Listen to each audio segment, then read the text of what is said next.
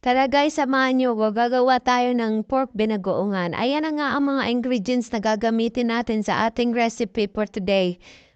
Ang ating mga ingredients ay hiniwa-hiwa ko na para ready na mamaya. Ito yung ulam na mapaparami na naman ang kain ko.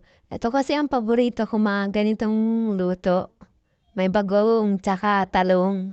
Yan ang gustong-gusto ko. Pero si Gano ayaw niyan, di yan kumakain siya. Ako lang kumain yan. Kahit yung mga bata ayaw din. So, ayan na nga guys, naprito na muna tayo ng talong.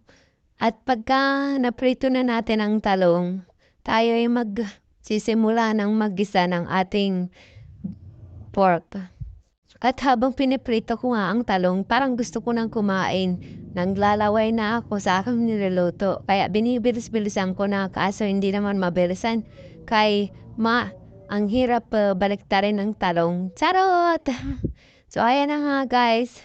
Pagpasensya niyo na ang voice over ko minsan bulol. Talagang ganun talaga. Nabubulol talaga ako. So ayan na nga guys. Niready ko na ang pan para tayo magigisa na muna. Maggisa muna tayo ng ating pork. Kaunti lang ang pork na nalagay ko. Tatako lang naman ang kakain. And mekos-mekos lang natin ang pork hanggang sa maluto ang pork. Medyo crispy-crispyhin natin ang kaunti at tayo magigisa na ng bawang. At pagka mekos-mekos na natin ang bawang at pagka naluto na yan, sunod na natin ang ating sibuyas at luya. At ating imemekos-mekos lang ng ating bawang sibuyas at luya hanggang sa maluto ito at ating isusunod na ang ating bagoong. Ang bagoong pala ay nabili ko lang dyan sa palengke, hindi pa siya naluluto. Ating lulutuin muna. Pakikrispy natin ng maigi ang ating at naglagay na pala ako ng paminta. At maglalagay din tayo ng mga pampalasa na dyan. Depende sa inyo.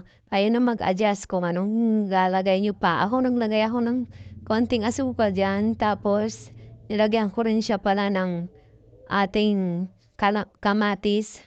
At nilagay ko na ang ating baboy. At pagkatapos niyang palalambutin muna natin ng kaunti ang ating baboy kasi medyo matigas. So, lalagyan natin ng kaunting tubig yan para lumambot ang baboy.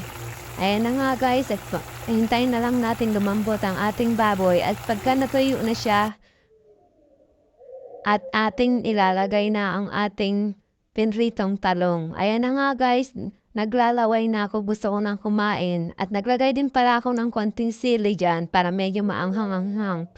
At kung nagustuhan nyo nga ang bidyong ito, huwag nyo kalimutang mag-follow. Thank you sa panonood guys.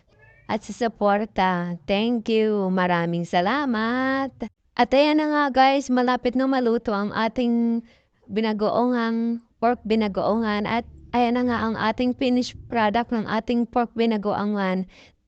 At hanggang dito na lang ang ating video. Thank you sa panonood.